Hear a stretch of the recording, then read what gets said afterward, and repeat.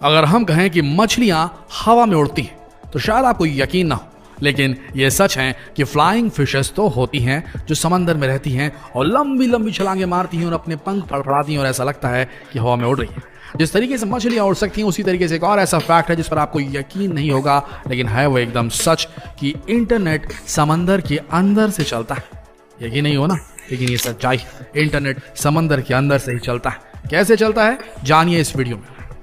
अगर आपको यकीन नहीं हो रहा कि समंदर के अंदर से इंटरनेट चलता है तो आप दुनिया के 95% लोगों के साथ हैं। उन्हें भी यकीन नहीं हुआ था जब उन्हें पता चला था कि समंदर के अंदर इंटरनेट चलता है।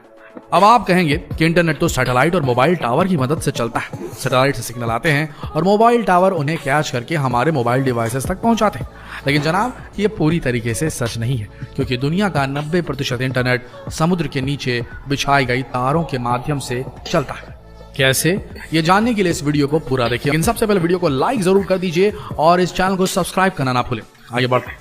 यहाँ हम एक डायग्राम दिखा रहे हैं जिसमें आपको समुद्र तट पर केबल स्टेशन नजर आएगा और उससे होकर जाती हुई एक लाइन दिखाई दे रही होगी जो कि है एक सी केबल, या जिसे सबमरीन केबल भी कहा जाता है।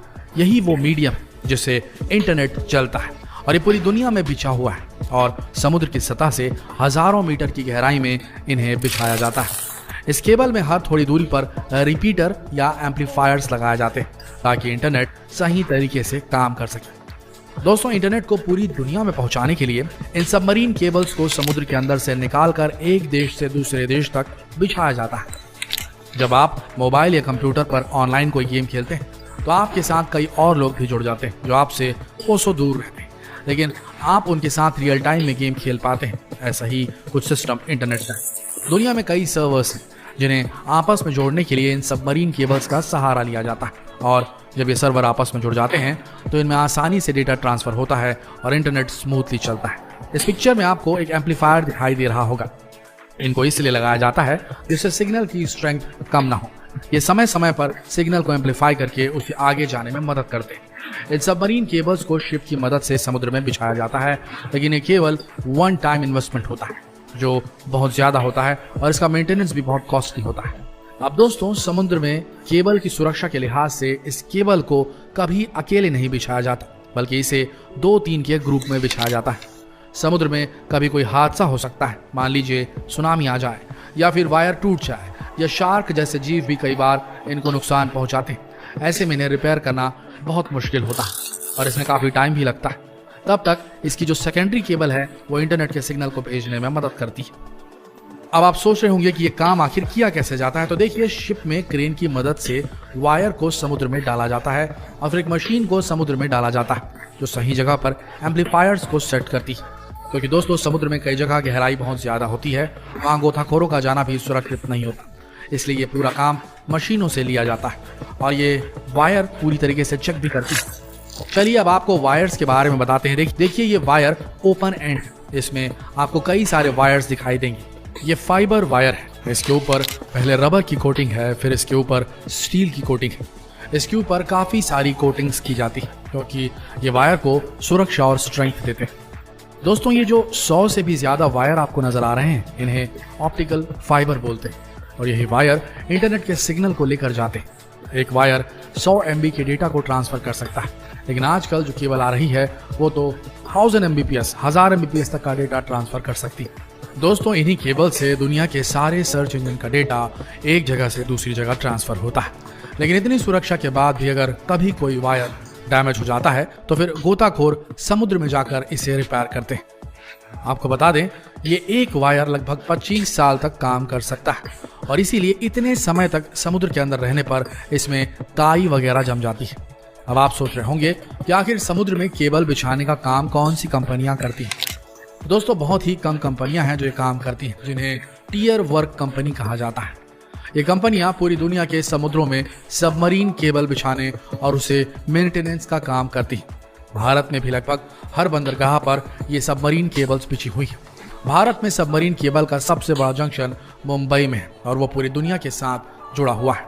अगर इंटरनेट सबमरीन केबल से चलता है तो ये एयरटेल, आइडिया, जियो हमें इंटरनेट कैसे दे पाते हैं? तो दोस्तों ये सब टीयर 2 कंपनीज है जो इन सबमरीन केबल वाली कंपनियों से इंटरनेट खरीद कर उसे हम तक पहुंचाती। और दोस्तों इंडिया में जो सबसे बड़ा केबल नेटवर्क है वो टाटा ग्रुप का है। इसके साथ ही कुछ समय पहले रिलायंस ने भी अपने खुद की सबमरीन केबल लॉन्च कर दी है और वो 25,000 किलोमीटर तक लंबाई की है।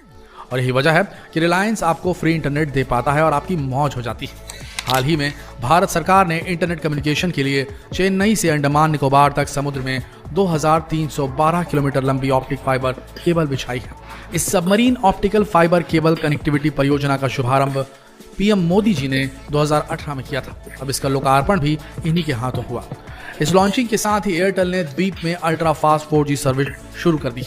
इसी के साथ एयरटेल इस द्वीप में अल्ट्रा 4G सर्विस लॉन्च करने वाला देश का पहला मोबाइल ऑपरेटर बन गया है। इसके अलावा रिलायंस इंडस्ट्रीज की टेलीकॉम सब्सिडरी रिलायंस जियो भी बढ़ती डेटा मांग को पूरा करने के लिए भारत केंद्रित इंडिया सेंट्रिक सबसे बड़ी अंतर्राष्ट्रीय सबमरीन केबल सिस्टम का निर्माण कर रही है। कंपनी की योजना 2 सबमरीन केबल सिस्टम को स्थापित करने की है, जिसमें से एक भारत को सिंगापुर, थाईलैंड, मलेशिया के जरिए एशिया पैसिफिक मार्केट से जोड़ेगा और दूसरा इसे इटली, मध्य अफ्रीका और उत्तरी अफ्रीका से जोड़ेगा। इस हाई स्पीड की प्रणाली से 16,000 किलोमीटर से अधिक की दूरी तक 200 TBps टेराबिट प्रति सेकंड से अधिक की क्षमता प्राप्त हो जाएगी। रिलायंस जियो के अध्यक्ष मैथ्यू ओमन ने इस बारे में कहा कि Reliance Jio streaming video, remote workforce, 5G internet of things जैसी मांगों को पूरा करने के लिए अपनी तरह के पहले इंडिया सेंट्रिक भारत केंद्रित IAX और IEX सिस्टम बनाने का नेतृत्व कर रही है। उन्होंने कहा कि वैश्विक महामारी के बीच इस महत्वपूर्ण काम को अंजाम तक पहुंचाना एक चुनौती है, किंतु इस महामारी ने डिजिटल सेवाओं के लिए हाई एंड कनेक्टिविटी की आवश्यकता के महत्व को और भी ज्यादा बढ़ा दिया है। दोस्तों अब वो दिन दूर नहीं जब हो सकता है कि दुनिया के कई देशों की तरह हमारे देश में भी इंटरनेट हमेशा के लिए फ्री मिले और वो भी 5G की स्पीड से। तो क्या ख्याल है आपका? आप तैयार हैं 5G को अपनाने के लिए? ये जानकारी आपको कैसी लगी हमें जरूर बताएं और इस वीडियो को अधिक से अधिक लोगों तक शेयर करें ताकि ज्यादा से ज्यादा लोग इस जानकारी तक पहुंच सकें। मिलते हैं अगले वीडियो में, तब तक के लिए आप सबका इस वीडियो के अंत तक बने रहने के लिए दिल से धन्यवाद।